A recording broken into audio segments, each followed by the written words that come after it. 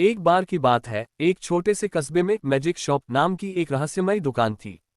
यह दुकान दिन में कभी खुली दिखाई नहीं देती थी, लेकिन शाम ढलते ही इसकी खिड़कियों में अजीब सी सुनहरी रोशनी जल उठती थी। लोग कहते थे कि इस दुकान को सिर्फ वही देख सकता है जिसके दिल में सचमुच कोई अधूरी इच्छा हो।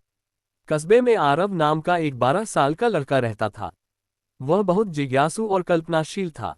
उसका एक ही सपना था, अपने डर को हराकर बहादुर बनना। स्कूल में उसे अक्सर डरपोक कहकर चिढ़ाया जाता था, जिससे वह और भी निराश रहने लगा। एक शाम वह अकेला सड़क पर चल रहा था कि उसे अचानक एक छोटी सी गली में सुनहरी रोशनी दिखाई दी।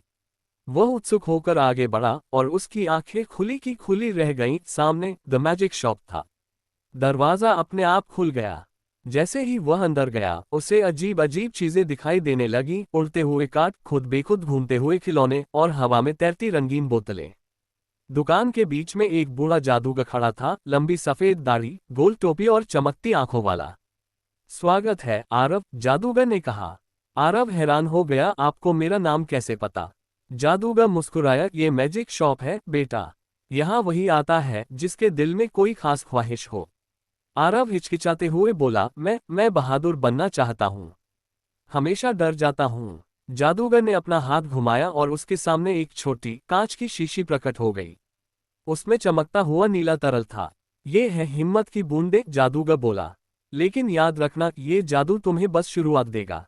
असली हिम्मत तुम्हें खुद बनानी होगी। आरव ने बोतल ली और धीरे से पिया।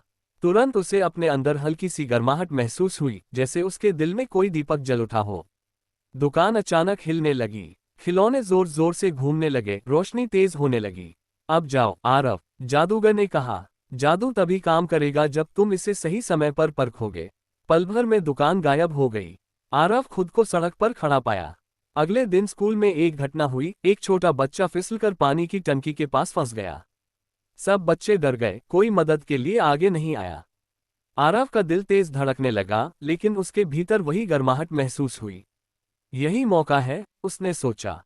वह सचमुच हिम्मत करके आगे बढ़ा, बच्चे को उठाया और उसे सुरक्षित जगह ले आया।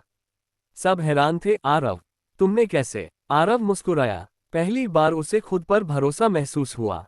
उसी शाम वह फिर गली में गया, लेकिन वहां कोई दुकान नहीं थी, कोई रोशनी नहीं, कुछ भी नहीं।